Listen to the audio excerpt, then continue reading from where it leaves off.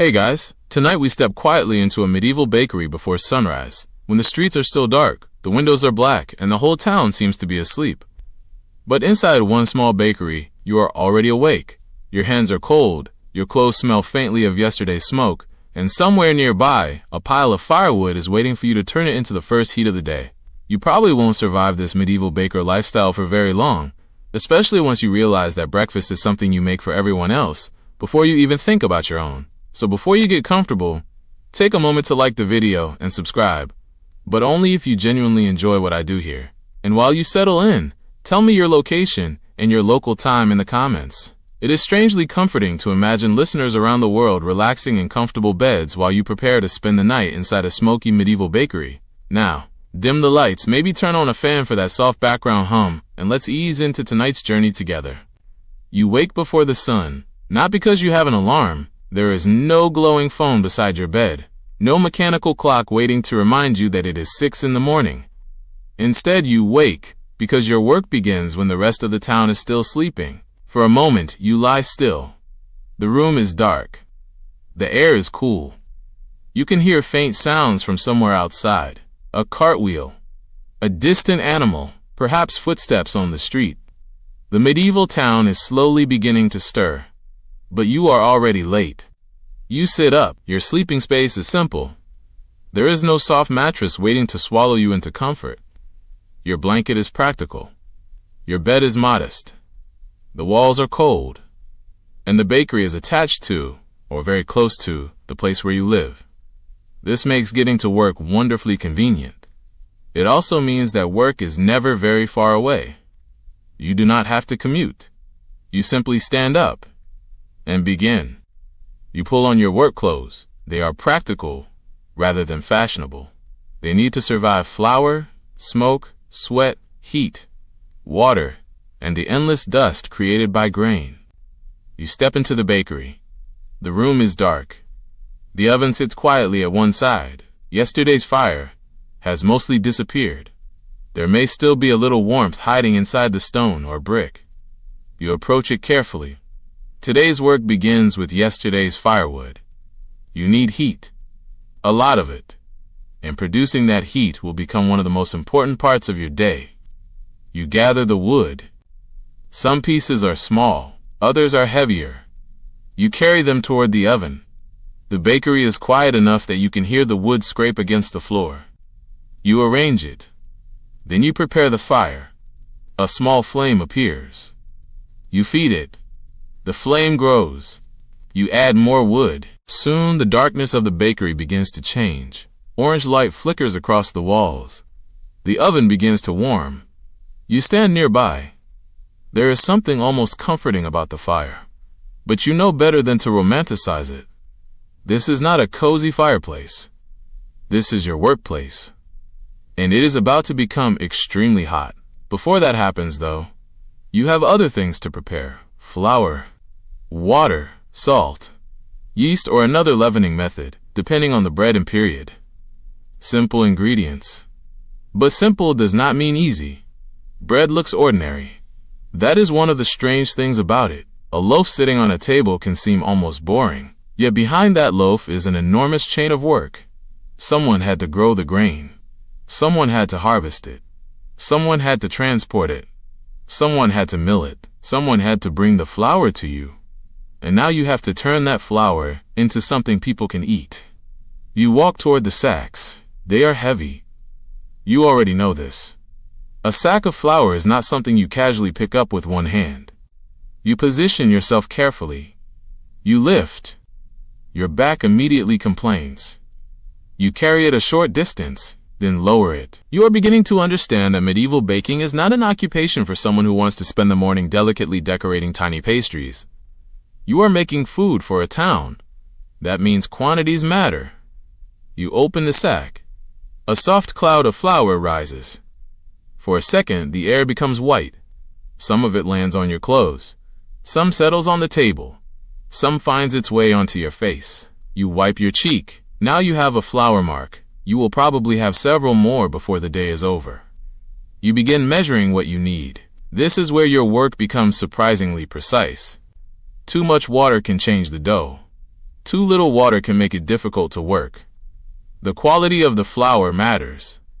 The grain matters. The milling matters. Even the weather can affect how things behave. You pour water into a large wooden container.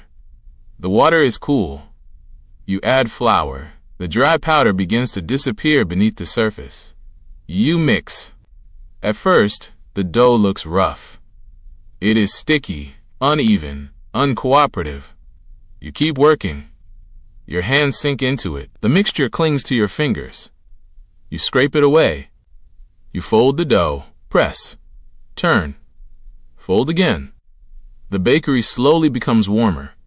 The fire grows stronger. Outside, the town is beginning to wake, but you are already deep into your working day. You pause for a moment. You look toward the doorway. The street beyond is still quiet. Soon it will not be. Soon people will begin arriving. They will want bread. Some will have coins. Some will have expectations. Some will complain about the price. Some will complain about the size. Some will simply want the same loaf they bought yesterday. And all of them will assume that bread will be ready. That assumption is one of the most important facts about your job. People need bread, not occasionally, not as a special treat, regularly. For many medieval households, bread is a major part of daily food. So your work is tied directly to the rhythm of the town. If you fail to produce enough, people notice. If the bread is poor, people notice. If prices rise, people notice. And if something goes wrong with the grain supply, you notice it first. You return to the dough. Your arms are already beginning to feel the effort. You knead harder. Press forward with your palms. Fold. Turn. Press again. The dough gradually changes. It becomes smoother, more elastic, more alive beneath your hands. You continue. The fire crackles nearby. The bakery fills with the smell of warm wood smoke and raw flour. Outside, the first footsteps become more frequent. The town is waking. A door opens somewhere. A voice calls across the street. A cart rolls over uneven ground. You glance toward the entrance. The day has officially begun. But your day began much earlier. You are not simply a person who sells bread. You are the person who must make sure the bread exists in the first place. And that means the hardest part of your day is only beginning. You turn back toward the dough. There is more to knead, more fire to prepare, more loaves to shape, more hours before you can finally stop. The sun is still low.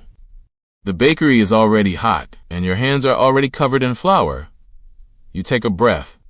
Then you begin again. The dough is ready, but ready is not the same thing as finished. You stand over the wooden table and look at the mass of dough resting in front of you. It has changed. What began as loose flour and cool water has become something smooth, stretchy, and surprisingly heavy. You press one finger into it.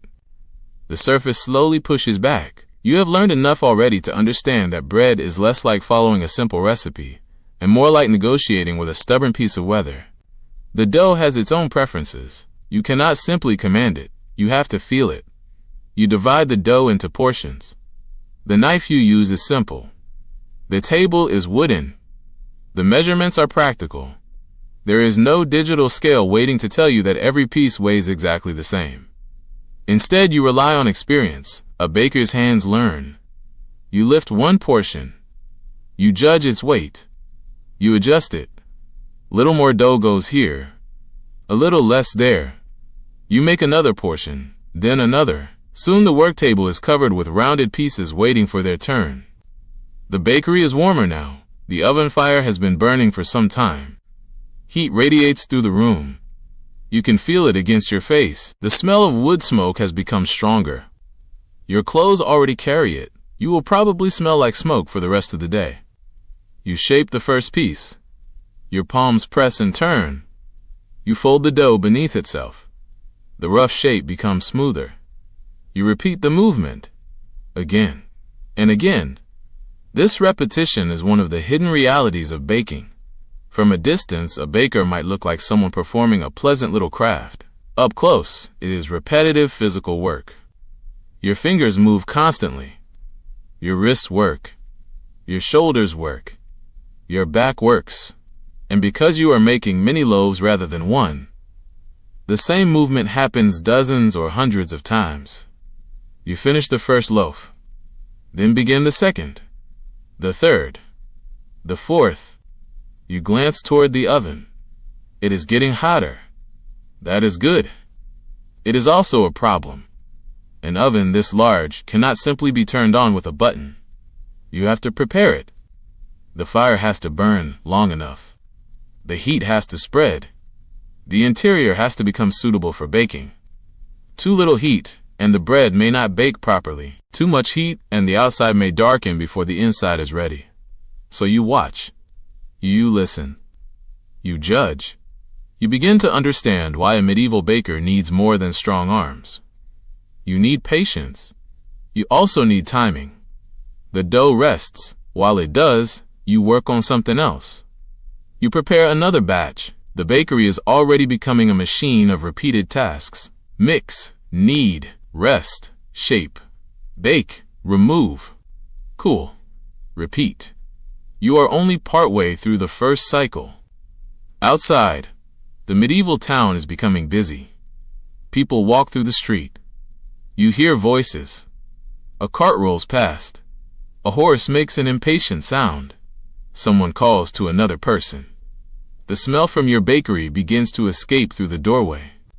That smell is important. Warm bread has a way of announcing itself. You cannot see it traveling through the street. But people notice. A few early customers appear. You are not ready to sell yet.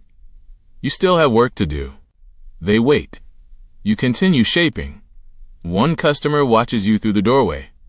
You try not to look nervous. This is your bakery. These people are expecting bread. You feel the pressure. A loaf that looks too small might create an argument. A loaf that is underbaked might create another. A loaf that is too expensive might become somebody else's complaint. Bread is ordinary. But because it is ordinary, people have strong expectations about it. You shape another piece. Your fingers are moving almost automatically now. The dough is becoming smoother. Your confidence grows. You realize something. The bakery has its own rhythm. Once you understand that rhythm, the individual tasks become easier to organize. While one batch rests, another can be shaped. While bread bakes, another batch can be prepared. While the oven cools slightly, the work area can be cleaned. Nothing happens completely alone. Everything connects. You look at the fire. The oven has reached a useful heat. Now comes another important task. You need to prepare the oven for the bread. The burning wood cannot simply remain scattered around the baking area. You carefully manage the fire in the heated space. The exact method depends on the oven design, fuel, and local practice, but the principle is simple. The oven must be hot enough to bake. The heat must be controlled. And you must work carefully, because this is not a kitchen where you can casually reach into a warm appliance. This oven is a serious source of heat. You approach it cautiously. The warmth is intense. You can feel it before you even get close. You move the embers and prepare the baking surface. The air near the opening shimmers. You take a step back. Your face feels hot. Your arms are already tired. And now you are expected to work beside this enormous heat for hours. You briefly wonder whether medieval bakers secretly developed an extra layer of skin. Then you remember that they simply became accustomed to it. You probably will too. Eventually, maybe. You take the first shaped loaves. They are ready for the next stage. You place them carefully. The work requires speed and attention. You cannot spend forever standing beside the open oven. Heat escapes. The oven changes. The bread needs to go in efficiently. You arrange the loaves. 1, 2, 3. More follow. You step back. The oven door is closed or the opening is managed according to the bakery's design. Now you wait. But waiting does not mean resting. You have more dough. You have more shaping to do. You have flour scattered across the table. You have tools to clean. You have the next batch already forming in your mind. You return to the table. Another portion. Another loaf. Another repetition. The first bread begins baking. Slowly, the smell changes. Raw flour becomes warm dough. Warm dough becomes bread. The aroma spreads through the bakery. You notice the difference immediately. It is richer, deeper, almost sweet. You take a breath. For a moment, you understand why bread has remained such an important food for so long. It is simple. Flour, water, salt, time, heat. But those simple things become something completely different when they are combined properly. You continue working. Your hands are tired. Your feet hurt. The room is hot, but there is something satisfying about watching the first loaves take shape.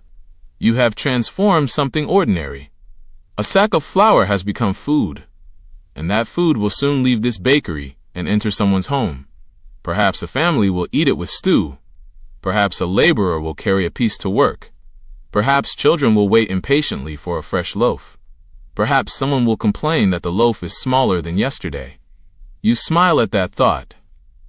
Even in the medieval world, apparently, people are capable of complaining about bread. You check the oven again. The loaves are changing color. The surface is becoming firmer. You judge the progress by sight, smell, and experience. There is no convenient timer. Your senses are part of your equipment. You know when the bread is nearly ready. You prepare the next batch. The rhythm continues. You realize that your morning has disappeared. You woke in darkness. You started the fire. You carried flour. You mixed dough. You kneaded. You shaped. You managed the oven. And the sun is now fully above the town. People outside are moving faster. The bakery is no longer quiet. It is alive. You lift the first finished loaf from the oven. Steam escapes. The crust is warm and firm. You hold it carefully.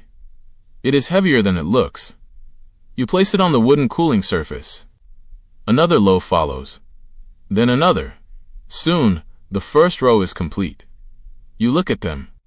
For the first time today, you feel something close to satisfaction. Not because the work is over. Far from it, but because you have produced something useful, something the town needs. You turn back toward the dough. There is another batch waiting. You sigh softly, then smile, because you already know what comes next. You knead again. Your arms are beginning to understand what your mind already knows. This is hard work. You have been kneading dough for what feels like an eternity. Although the sun has barely climbed high enough to warm the rooftops. The dough does not care about your tiredness. It simply sits there, waiting for your hands. You press forward, fold, turn, press again. The movement becomes repetitive enough that your thoughts begin to wander. You think about how strange it is that something as ordinary as bread requires so much effort. A loaf looks simple when it is finished. A rounded piece of crust. A little color, perhaps a pleasant smell, something you slice and put on a table. But standing here, with flour on your arms and dough stuck to your fingers, you understand that every loaf contains hours of invisible work. You keep kneading. Your shoulders tighten. You change position. You use the weight of your body, rather than relying only on your arms. That helps. A good baker learns efficiency, not because efficiency makes the work easy. It simply makes the work possible. You lift the dough. It stretches. You fold it. The surface becomes smoother. You press it again. The bakery is warm now. The oven has become the hottest object in the room. You can feel its heat even when you are several steps away. The smell of smoke is stronger too. It has settled into the wooden walls. Perhaps it has settled into you. You suspect that if you leave the bakery and walk through the town, people will know where you work without asking. You smell like bread. You smell like wood. You smell like smoke. And probably a little like sweat.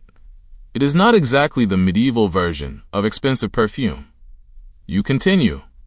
Another fold. Another turn. Eventually, the dough reaches the texture you want.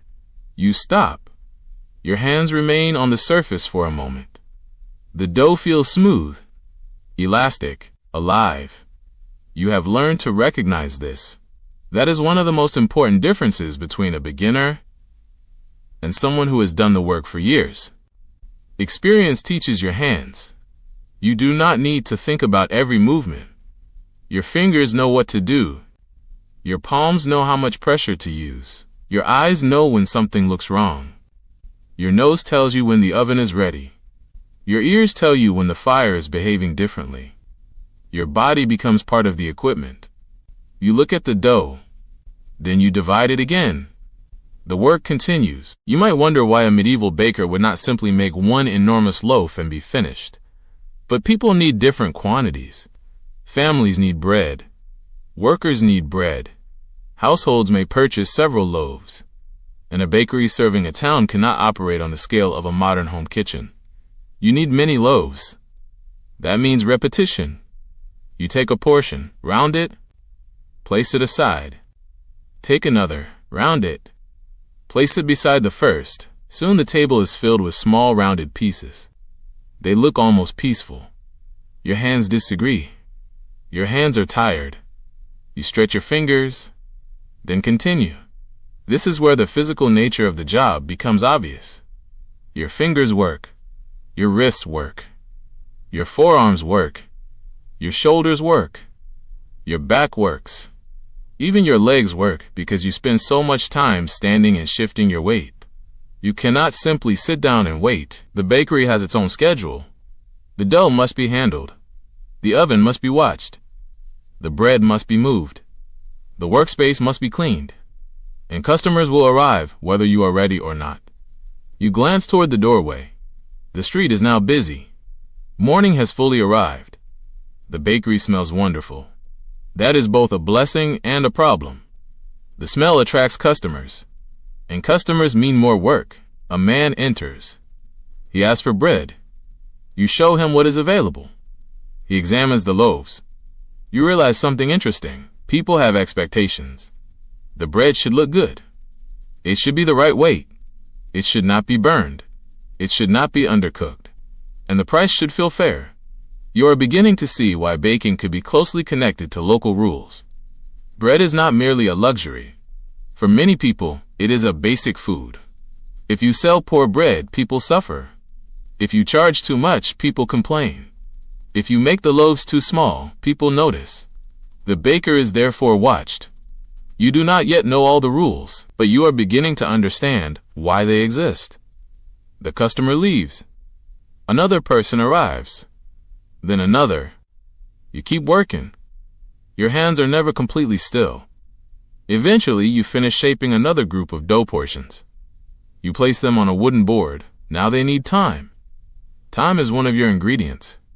You cannot rush everything. You can work hard. You can prepare carefully, but some parts of baking simply require waiting. The dough needs to develop. The heat needs to settle. The bread needs to bake. And afterward, the loaves need time to cool. You glance toward the oven. The first batch is nearly ready. You approach. The heat is intense. You stop a safe distance away. You can see the golden surfaces through the opening. The smell is stronger now. Warm grain.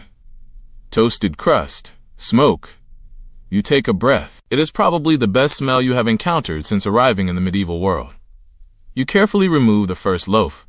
Steam rises. The crust is firm and golden. You place it on the wooden board. Another follows. Then another. Soon, several finished loaves are cooling. You stand back. For a brief moment, the bakery looks almost beautiful. Rows of fresh bread. Warm light. Wooden tables. Soft steam. The smell filling the room. If you took a painting of this moment, it might look peaceful. But the painting would not show your aching shoulders. It would not show your flour-covered hands. It would not show the heat in your face. It would not show the hours still remaining.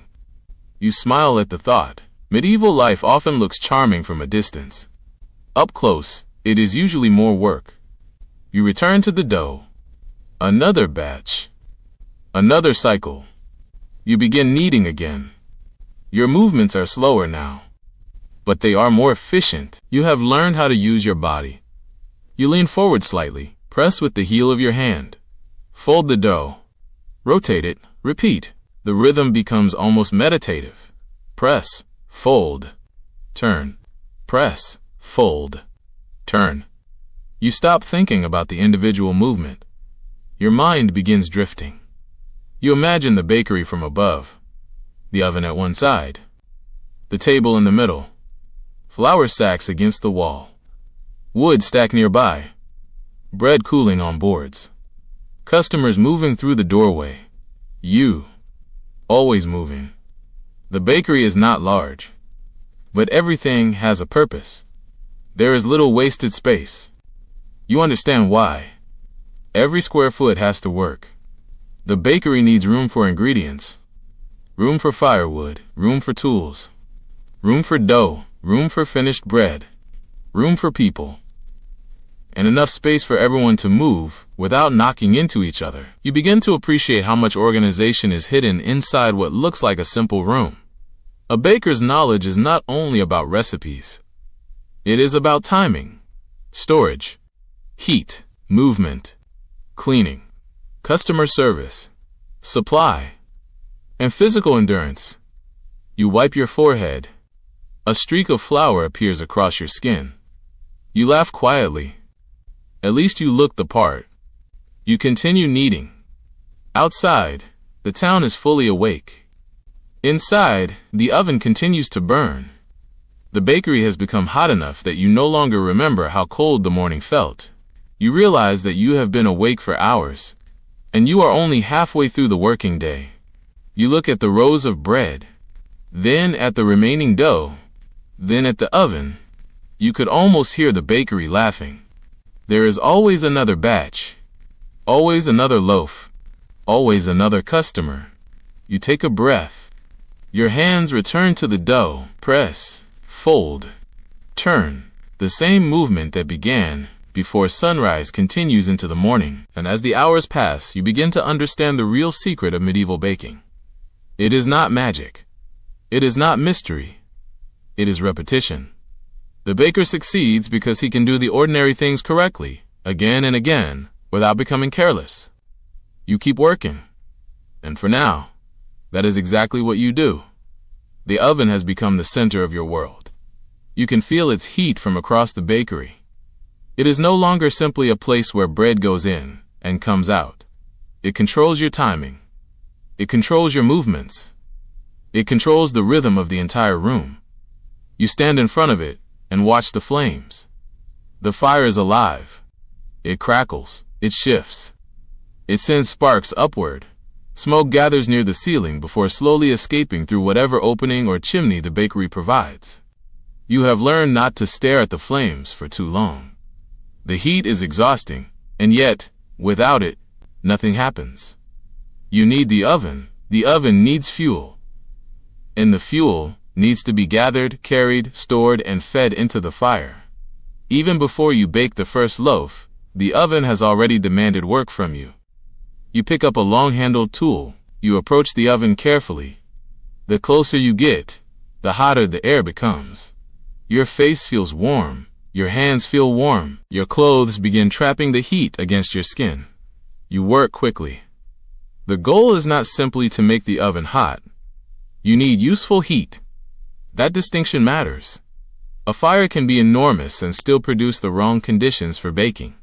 Too much direct flame can damage the bread. Too little heat can leave it pale or underbaked. You have to judge what the oven is telling you. There is no digital temperature display. No convenient beep, no little screen announcing that everything is ready. Instead, you rely on experience. The appearance of the oven, the behavior of the fire, the warmth of the air, the condition of the baking surface, the smell, the timing.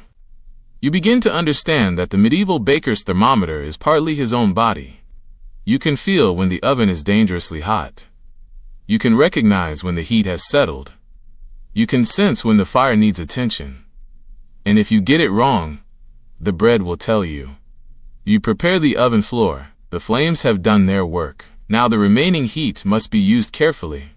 You move embers and ash, according to the oven's design and your working method. The task produces more dust. A little ash escapes. It lands on the floor. Some settles on your apron. You brush it away. There is no point complaining.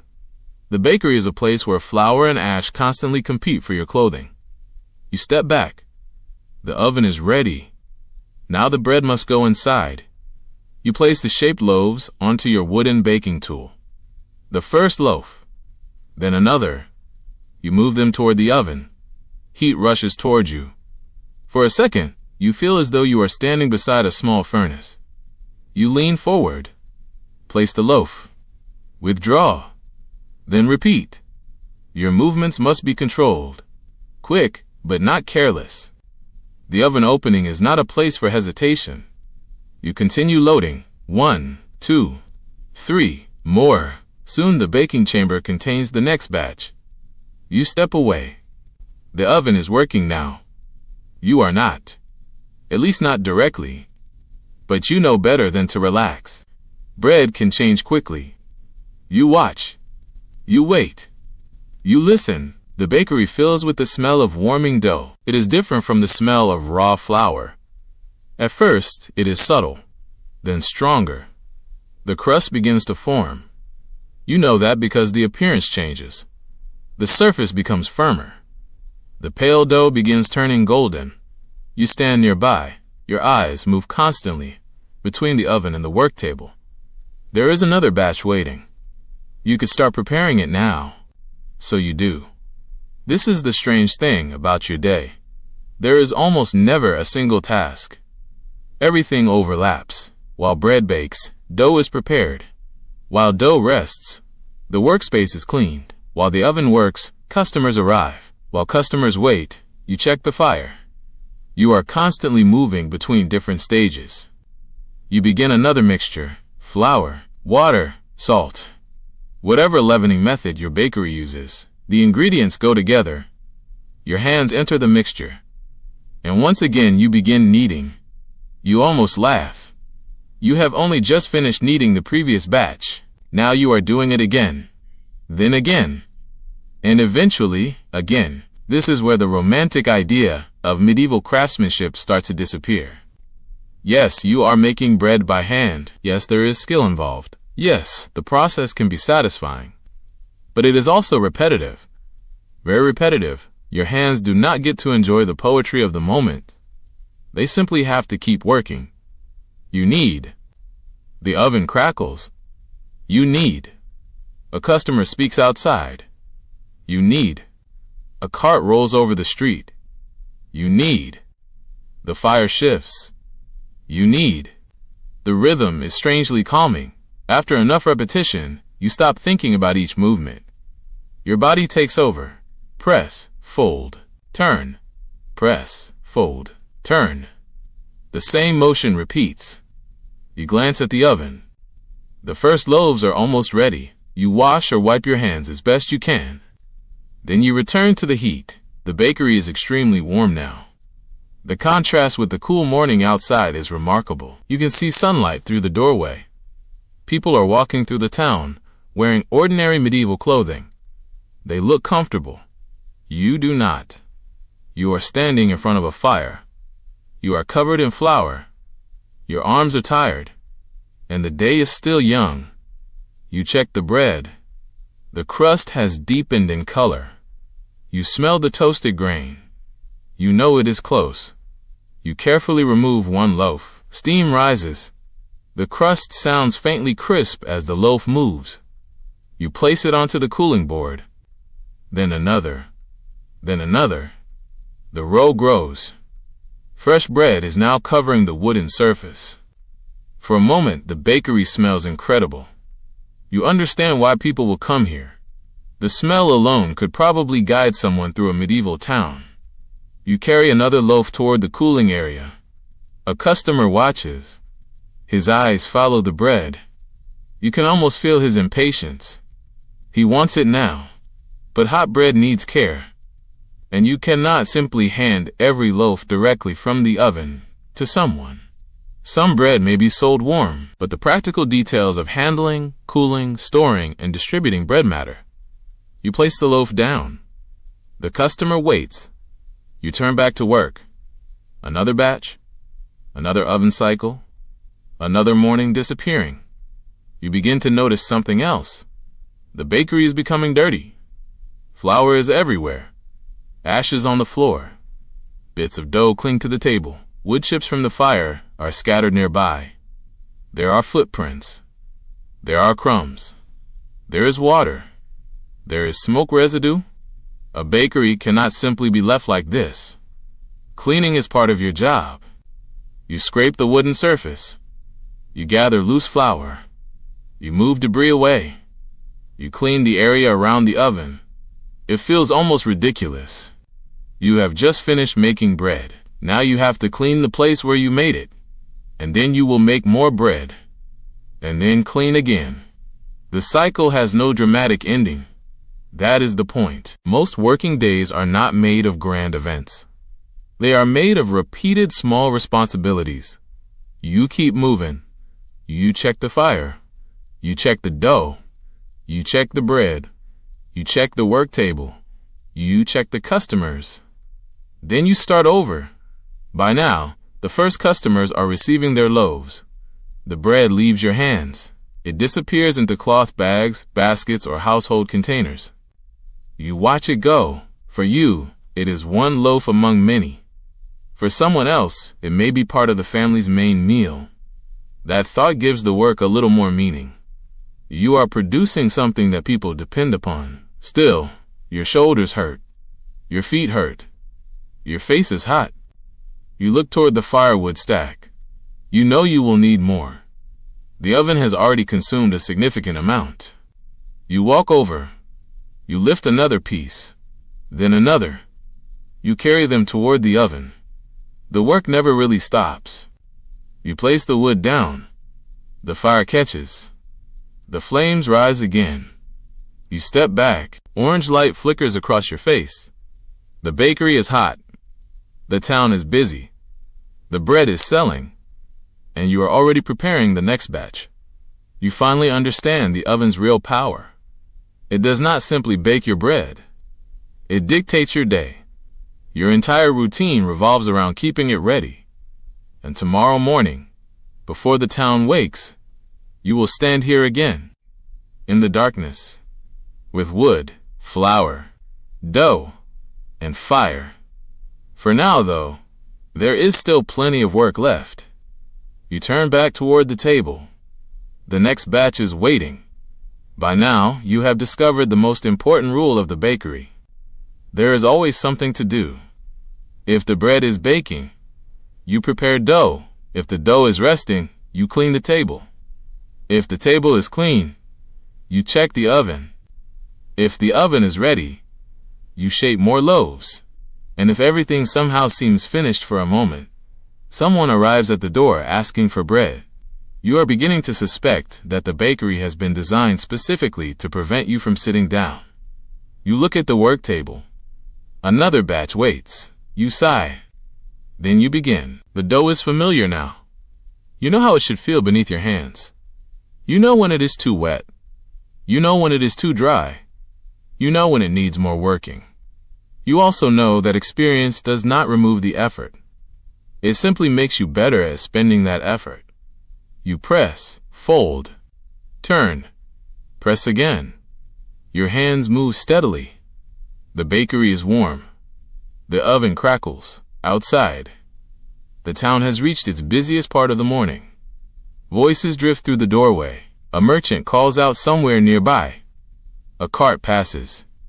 A child runs along the street. A dog barks. Someone laughs. The ordinary sounds of medieval life surround you. But inside the bakery, your world remains strangely repetitive. Flour, dough, fire, bread. You glance at the cooling boards. The first loaves are ready. Their crusts have hardened slightly. They are no longer steaming heavily. You move them carefully. This is another small task that cannot be ignored. Fresh bread needs to be handled. It must be protected from dirt. It needs a place to cool. It needs to be organized for customers. You arrange the loaves, one beside another. The table begins to look like a small wooden landscape of golden crust. You take a moment to admire them. Then someone speaks from the doorway. Bread. You turn. A customer is waiting. You nod.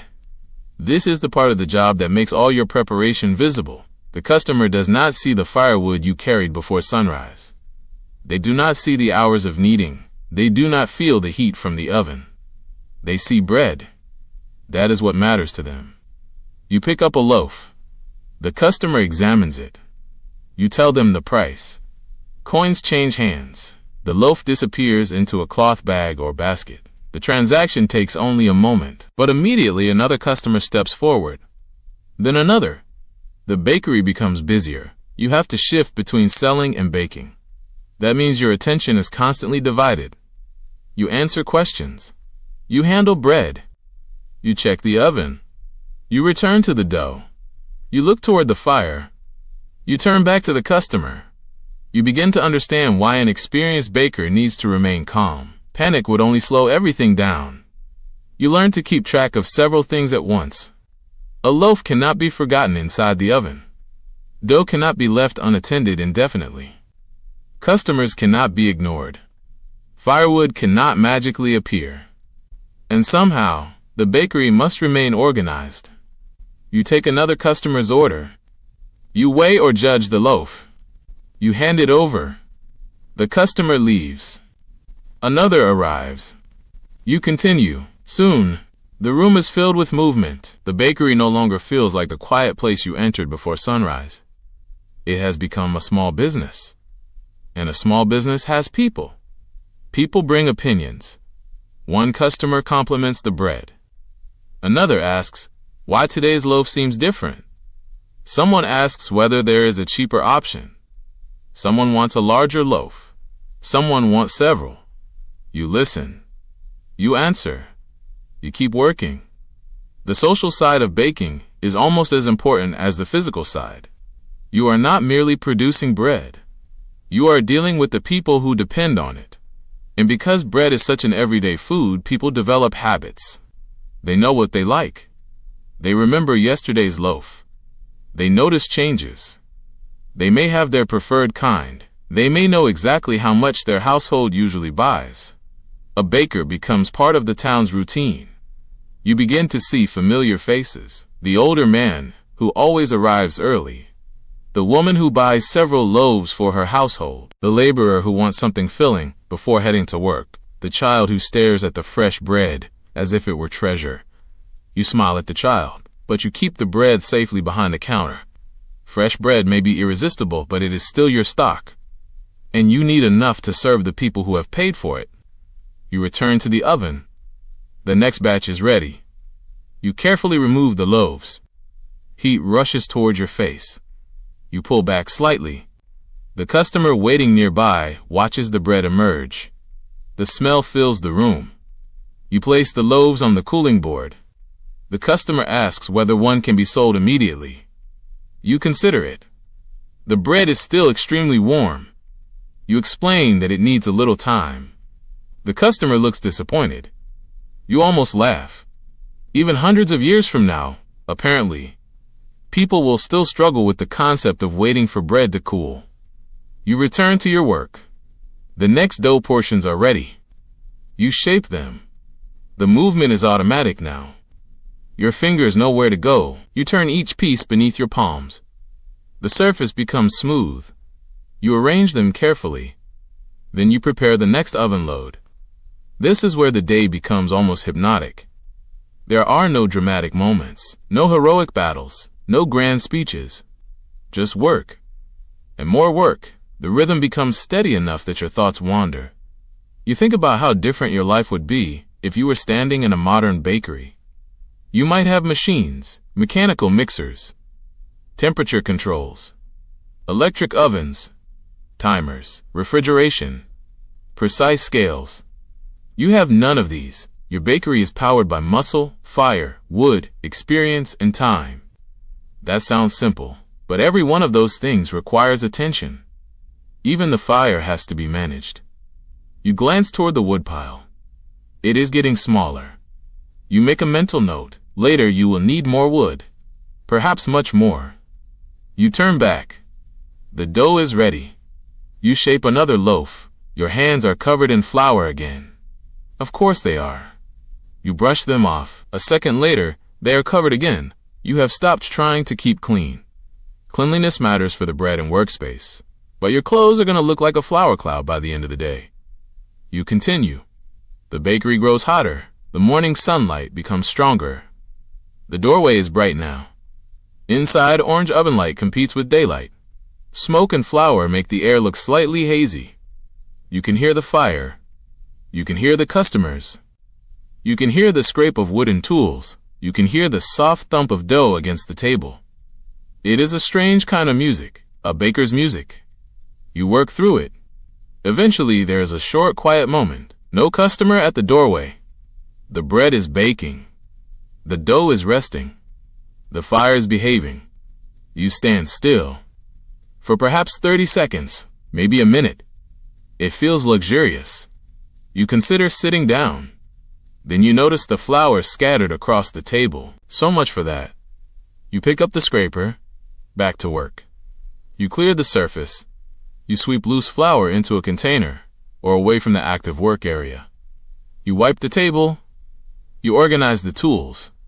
Then you look toward the oven again. The next batch is ready. Of course it is. You take the baking tool. Approach the oven. Remove the bread. Place it on the board. Step back. Return to the dough. The cycle continues. By now, you have made enough bread to understand why the baker's day can feel endless. The work does not have one huge task. It has hundreds of small ones. Each is manageable. Together, they fill the entire day. And because people need bread tomorrow too, the work will begin again. You look at the growing stack of finished loaves. For a moment you feel proud, not because you have done something spectacular, but because you have kept the system moving. The oven is working. The bread is coming out. Customers are leaving satisfied. The next dough is ready. The bakery is functioning. You are functioning. Barely. But still. You turn toward the fire. Another piece of wood goes in. The flames rise. You step back into the familiar warmth. Then you reach for another piece of dough. And once again, your hands begin to work. The morning has settled into a rhythm now, and you are beginning to understand why the baker's day cannot be measured by ordinary clocks. Your clock is the dough. Your clock is the oven. Your clock is the fire. And sometimes, your clock is the customer standing impatiently in front of you. You glance toward the doorway. More people are arriving. The smell of fresh bread has traveled farther than you expected. That is good for business. It is also terrible for your chances of getting a quiet moment. You reach for another loaf. A customer points toward it. You hand it over. Coins change hands. The loaf disappears. Another customer steps forward.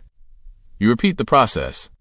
At first, selling bread seems simple, but then you realize that every customer has a different need. One wants a large loaf. Another wants several smaller ones. Someone asks what is freshest. Someone wants yesterday's bread because it may cost less. Someone asks whether you have anything left, and someone else simply stands there staring at the bread while trying to decide. You remain patient. At least you try. You have discovered that a bakery is partly a place of food and partly a place of conversation. People come here to buy something essential. They also bring news. You hear fragments of the town's life while working. A merchant complains about prices. A farmer talks about the weather. A neighbor mentions a wedding. Someone complains about the road. Someone else talks about a shipment arriving late. You hear all of this while your hands continue working. The bakery becomes a small information center. You do not have to ask questions.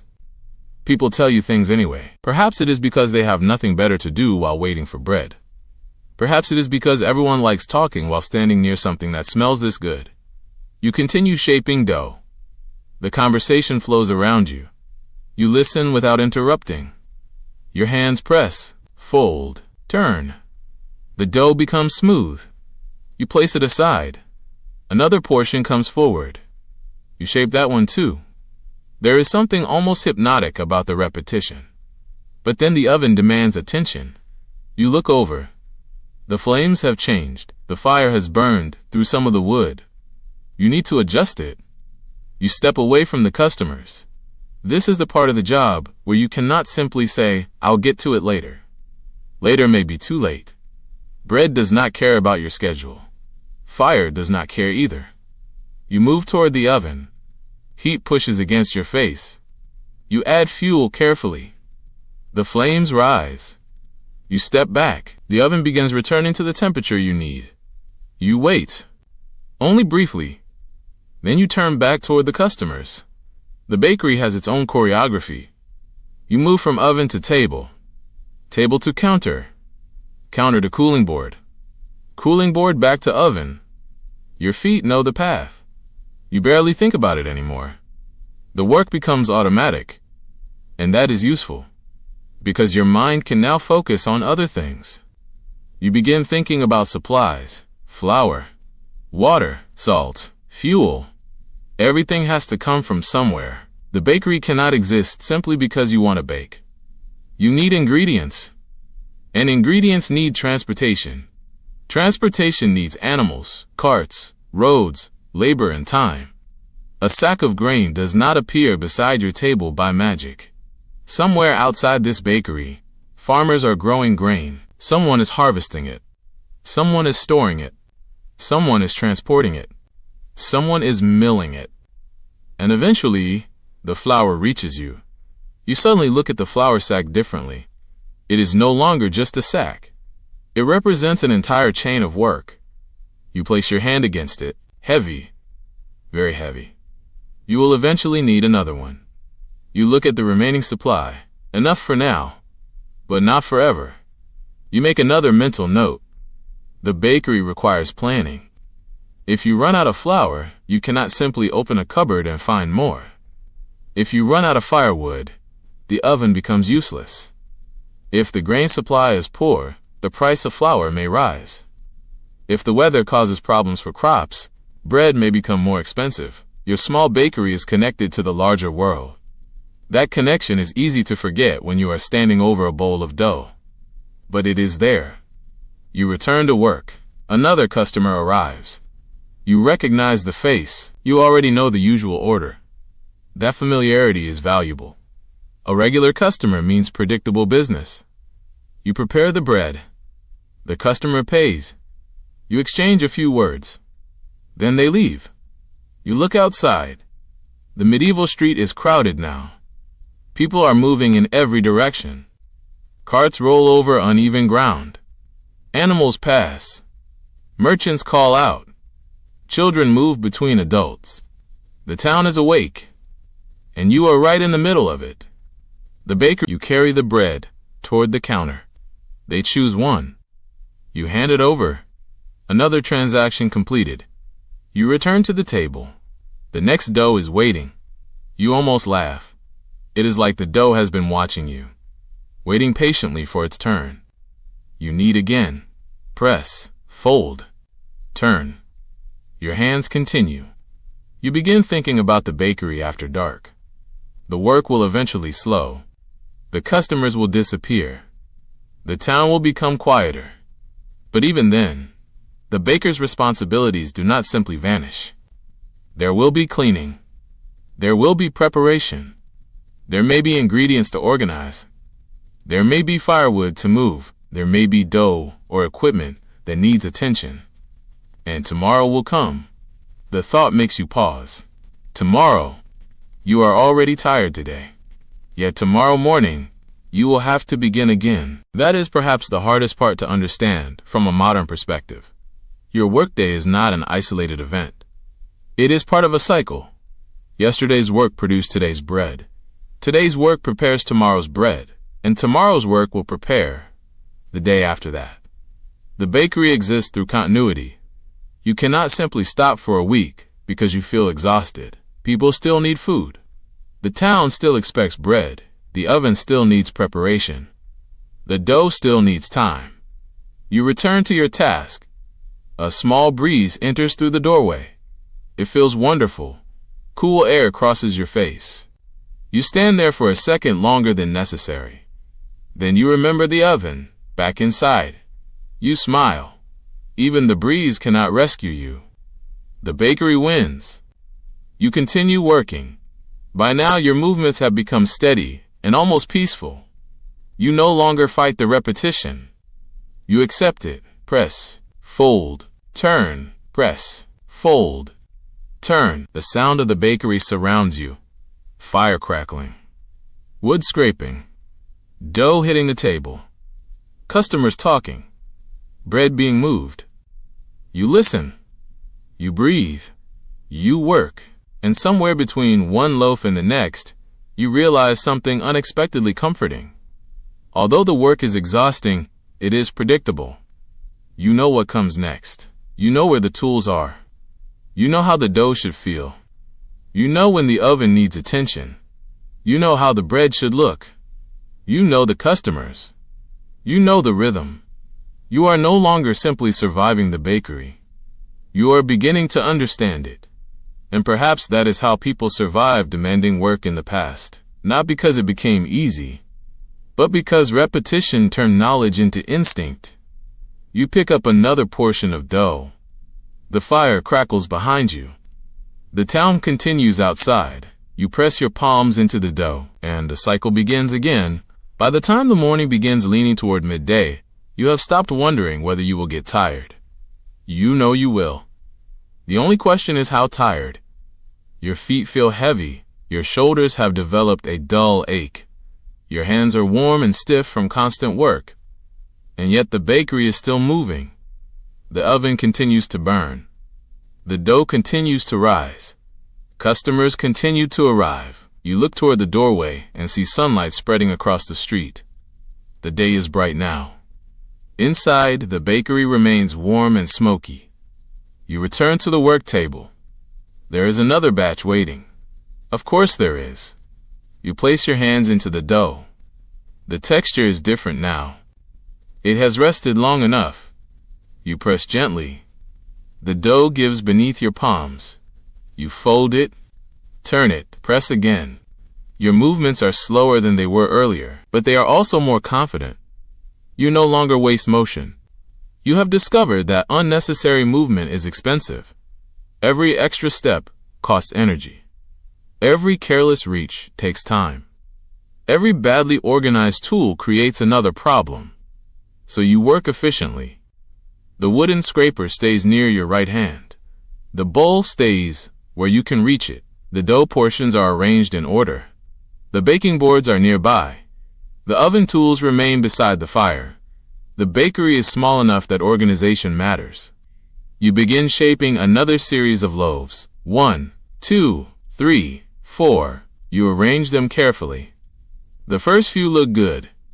You move on. Then you notice one portion is too large. You adjust it. Another is too small. You add a little dough. This is not simply about appearance. Bread is a product.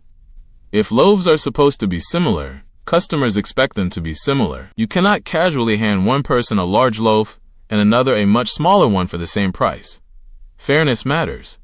So does reputation. A baker who consistently produces good bread has something valuable.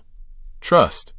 People return because they know what they are going to get. You realize that your reputation is being built, one loaf at a time. That thought makes you more careful. You check the next portion. Smooth. Even. Good.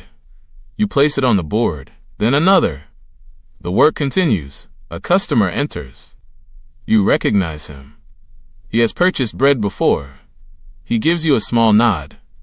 You return it. He waits. You serve him. The exchange is simple, but there is familiarity now. He knows your bakery. You know his usual order. Neither of you needs to say much. This is how a local business becomes part of a community. Repeated interactions, small habits, familiar faces. You watch him leave. Then another customer arrives. This one is less familiar.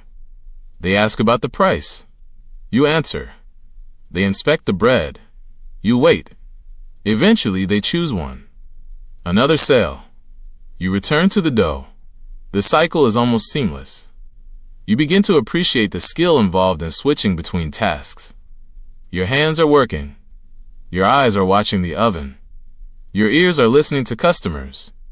Your mind is keeping track of what needs to happen next. It is almost like conducting a very small orchestra, except the instruments are dough, firewood, bread, wooden tools, and impatient customers. You smile at the thought. Perhaps that is the closest thing to entertainment you are getting today. You check the fire again. It has settled nicely. You do not need to add much fuel. That is good. Every piece of wood you save is useful later. Fuel is not something you waste casually. You have learned that too. You look at the stack. It is smaller than before. You will need more eventually. But not yet. You return to the dough. The bakery is becoming quieter. The busiest wave of customers has passed. You notice the difference immediately. There are fewer voices, fewer footsteps, fewer coins changing hands. For a moment you can hear the fire more clearly. Crackle, pop, crackle. You breathe. The quieter atmosphere feels almost luxurious. You continue shaping the dough. The repetitive work becomes soothing. Your hands move. Your mind drifts. You think about the people who depend on bread. A household may begin the day expecting bread to be available. Workers need food. Children need food. Travelers need food. The baker's work is therefore connected to something basic, keeping people fed. That makes the repetitive labor feel less meaningless. You are tired, but the product matters. You place another loaf on the board. The dough is beginning to look beautiful. Smooth surface, rounded shape. You have done this enough times now that your hands almost seem to shape it by themselves. You prepare the oven. The previous batch is nearly finished. You approach. The heat pushes against you. You remove the bread. 1 loaf, 2, 3. You place them on the cooling boards. Steam rises. You step back. The bread looks good. Golden. Even. Properly baked. You feel a small sense of satisfaction. Then you notice the next customer. You almost laugh. There is no time to admire your work. The customer approaches. You serve them. The bread leaves the bakery. You return to work. That is the strange rhythm of your profession. You create something. Someone takes it away. You create another. Someone else takes it. The finished product never stays with you for long. Your bakery is always producing, always emptying, always producing again. You look at the cooling board. The loaves you just baked are already disappearing. The next batch is waiting. You begin again. By now, the muscles in your arms have reached that strange stage where they are tired but still functioning. You know the feeling. The body complains. The hands continue. You press the dough, fold it, turn it, press again. You wonder how many generations of bakers have performed this exact motion. Not this exact table, not this exact oven, but this movement, this simple action of transforming flour and water into bread. Thousands of people before you, thousands after you. It is an old rhythm, older than the bakery itself. You keep kneading. The thought is strangely comforting. Your work connects you to something ancient, not glamorous, not heroic, just ordinary. And perhaps ordinary work is what keeps a society alive. You shape another loaf. You place it beside the others. Then another. The board fills. You prepare the next oven load. The bakery becomes warm again. You check the fire. Everything looks right. You load the bread. Close the oven. Wait.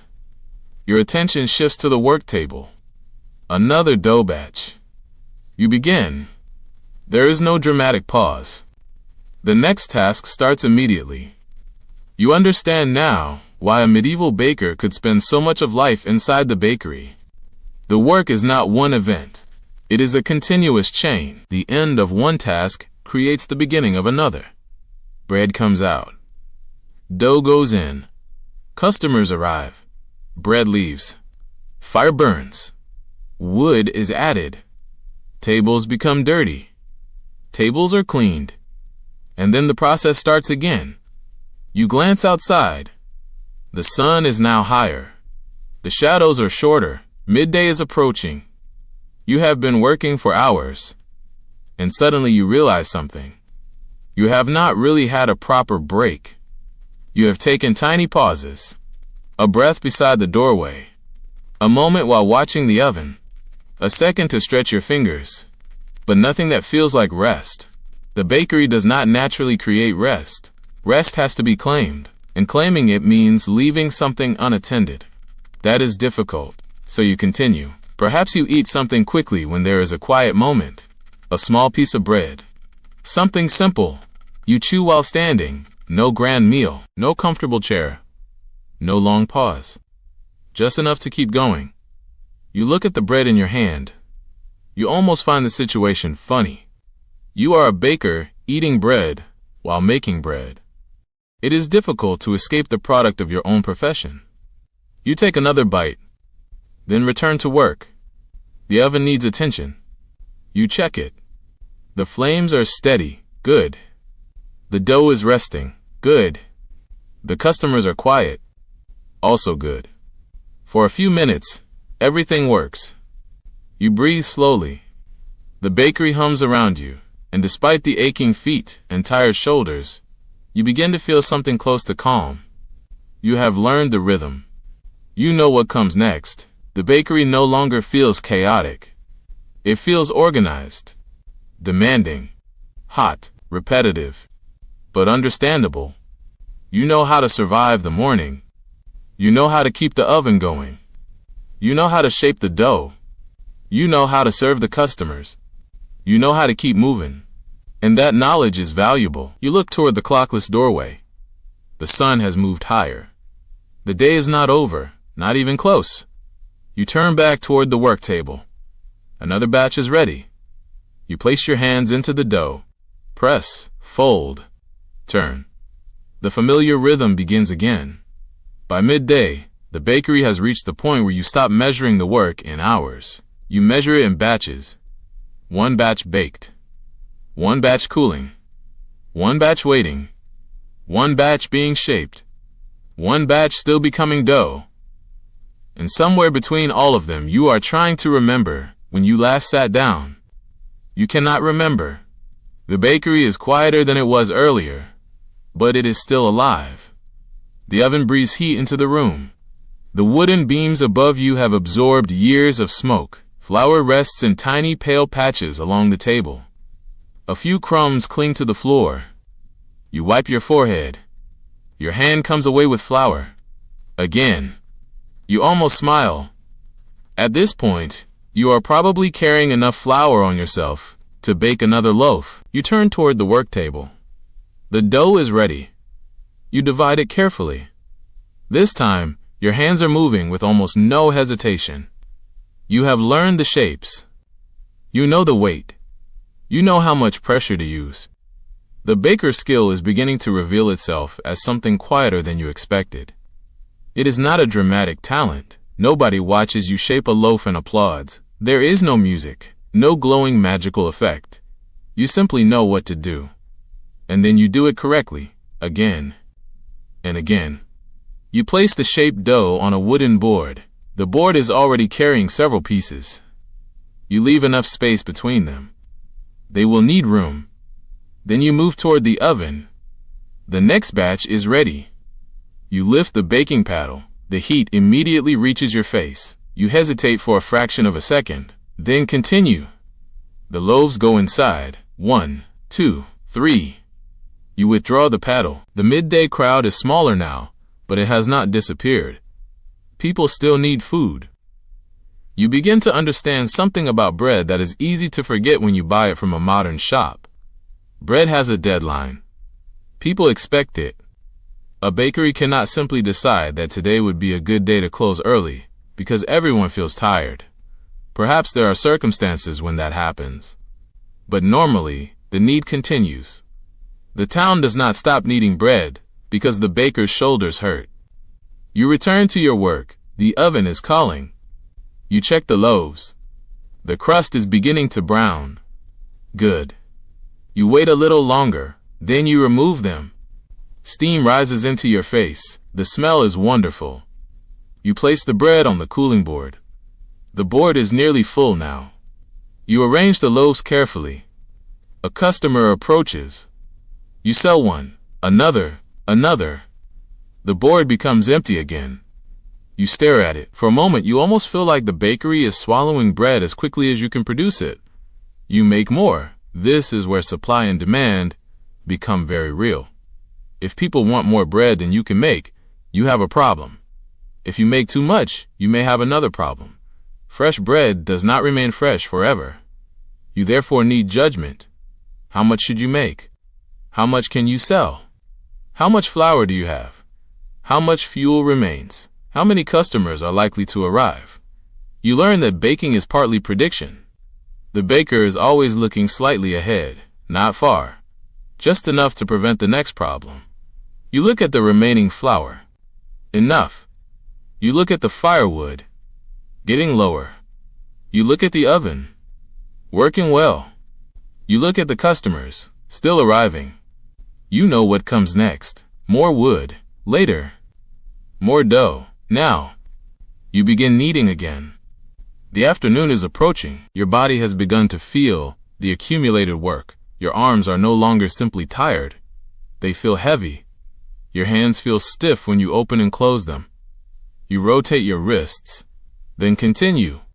The dough does not care. You press down, fold, turn. The movement feels slower. You take a breath. Press, fold, turn. You wonder whether the baker ever becomes completely accustomed to this. Perhaps. But being accustomed to hard work does not mean you stop feeling it. It means you learn how to work while feeling it. That is different. You look at your hands. They are no longer clean. They are not even close. Flour sits beneath your fingernails. Small marks from wood and tools are visible. The skin looks dry. Your palms are warm. These are working hands, not decorative hands, not hands that have spent the morning holding a cup while waiting for someone else to finish a task. They are hands that make something. You return to the dough. The thought is strangely satisfying. You are tired because you are producing something real. You shape another loaf. Then another. You place them on the board. You begin preparing the oven. As you work, you notice the temperature of the bakery. It has become almost oppressive. The outside air may be warm, but the bakery is warmer. The oven creates a pocket of heat. You stand near it repeatedly. There is no escaping that. You wipe your forehead. A little sweat runs down your temple. You step toward the doorway for a moment. Cooler air touches your face. You breathe deeply. The difference is immediate. Outside, the street smells of animals, dust, wood, food, and human activity. Inside, the bakery smells of smoke, flour, and bread. You almost prefer the bread. Almost. You return inside. The oven needs attention. You have learned not to stay away too long. You check the fire. It is steady. Good. You turn back. A small group of customers has arrived. You serve them. One asks for several loaves. You count them carefully. You hand them over. The customer's basket becomes heavy. You receive payment. They leave. The bakery becomes quiet again. You stand behind the counter. For a second, you look at the empty space where the loaves were. Then you turn toward the cooling board. More bread is coming, of course. You return to the table. The next dough is waiting. You begin shaping. At some point, you realize that you are no longer thinking about whether you can survive the day.